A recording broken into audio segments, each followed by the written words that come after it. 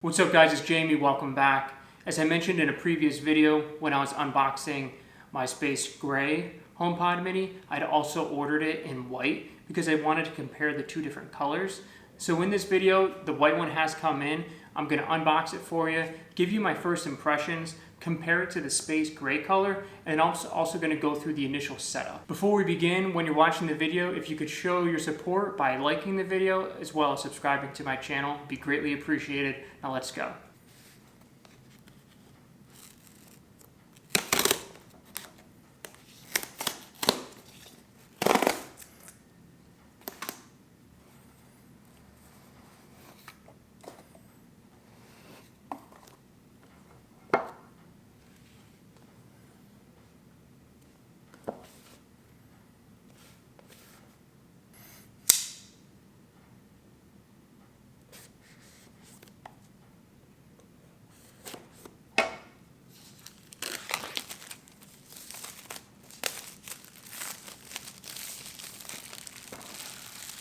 One thing when you look at the packaging of the Space Gray versus the white, there are some subtle differences.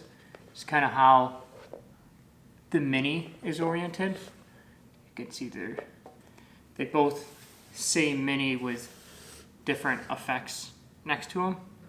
Just kind of a cool, unique little touch.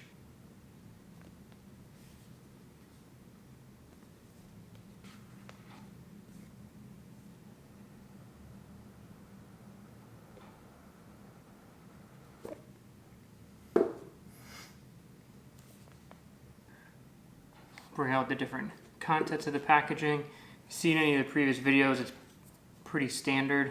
In here, let's have a piece of cardboard.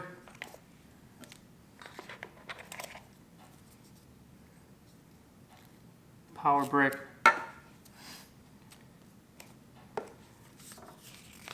This is just instruction manual for setting it up. Also giving examples of different things you can say, some safety information. You also get a sticker. So unwrap this guy.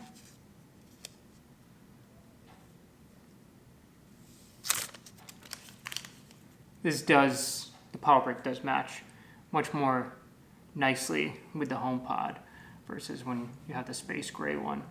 Take apart.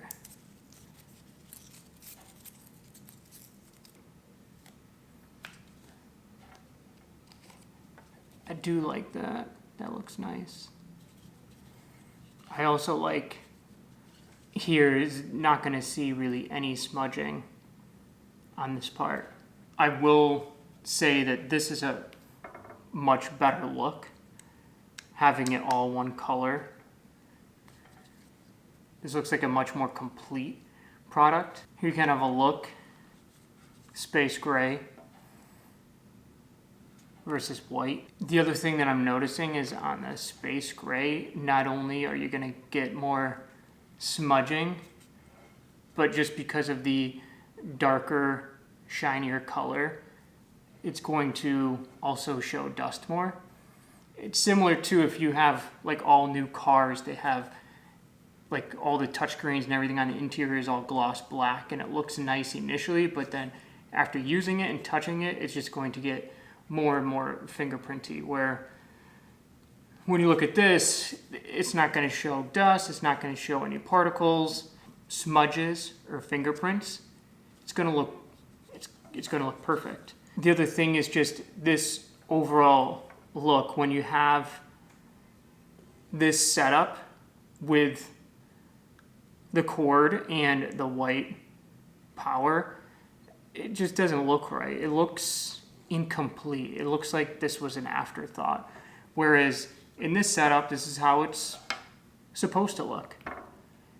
I think that that's a big oversight. This is it looks budget. Also depends, like maybe depending upon your location, you're able to hide this behind like a piece of furniture, but if it's out in the open, it just looks like you had a spare power charger and just decided to use that to plug it in, and maybe you lost the one that it came with. So my initial reaction when just looking at the white compared to the black from an overall look standpoint. I'm surprised, but I do think that I like the white better, and it's mainly because of this aspect, showing fingerprints and smudging, but it's also just how the cord connects to this. I mean, if this was black or gray or some other color, I think that maybe I'd have different thoughts on it. I'd overlook the smudging here because I think this is really cool looking. But taking the smudging, taking in the different power charger color, and then also I think that the white's just going to be a little bit easier to fit and kind of hide behind, my overall decor. I would lean more towards the white as of right now. One caveat to that is that I'm not sure how well this material is going to hold up over time. I'm assuming with it being, bright white, it's not going to be the cleanest of things. It's probably going to show dirt, obviously much more than this. I just don't know how durable the material is. Unfortunately, you only really find out over use to see how dirty this would actually get. But out of the box, just looking at it from an overall package, the fingerprints as well as a different color charger, would put the white, I think, as the one that I would go for. So what I'm gonna do now is just kind of show you guys what it looks like when you initially set the device up. It's actually very easy to pair it with your iPhone.